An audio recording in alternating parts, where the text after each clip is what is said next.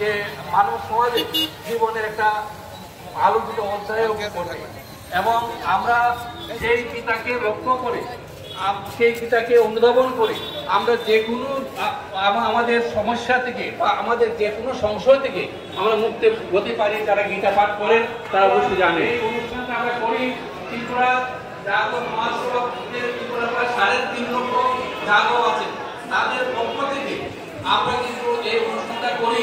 তবে এই অনুষ্ঠানটা শুধু ত্রিপুরা জাগো মহাসভার সীমাবদ্ধ নয়, কারণ কৃষ্ণ সর্বময়, কৃষ্ণ ইউনিভার্সাল। কাজে আমরা অনুষ্ঠানটা আয়োজন করি বটে, কিন্তু জাগরক সারা সমাজের সমস্ত বিস্তারিত পর্যন্ত এই অনুষ্ঠানটা চলবে। আমরা জানেন সহানুভূতি আমরা পাই।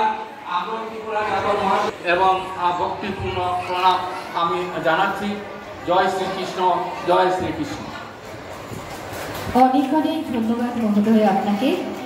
এবারে দুটো কথা বলার জন্য মঞ্চে যাচ্ছি আমাদের আজকের অনুষ্ঠানের বিশেষ অতিথি ত্রিদণ্ডী ভিক্ষু ভক্তি কমল বৈষ্ণব মহারাজ, জগন্নাথজিউ মন্দির, আগরতলা। মহারাজ, আপনাকে দুটো বাক্য বলার জন্য অনুরোধ করছি। ওম সাক্ষাৎ পরিত্যান সমস্ত শাস্ত্রৈ রুক্ত তথা ভাবত এব সদ্বিব তস্য বন্দে গুরু শ্রী চরণারবিন্দ। পরম করুণাময় গুরুদেবের শ্রীচরণ কমলে প্রণত হয়ে তিনি অহৈতুকী কৃপা আশীর্বাদ প্রার্থনা করছেন। মঞ্চে উপস্থিত মাননীয় ভক্তবৃন্দ আর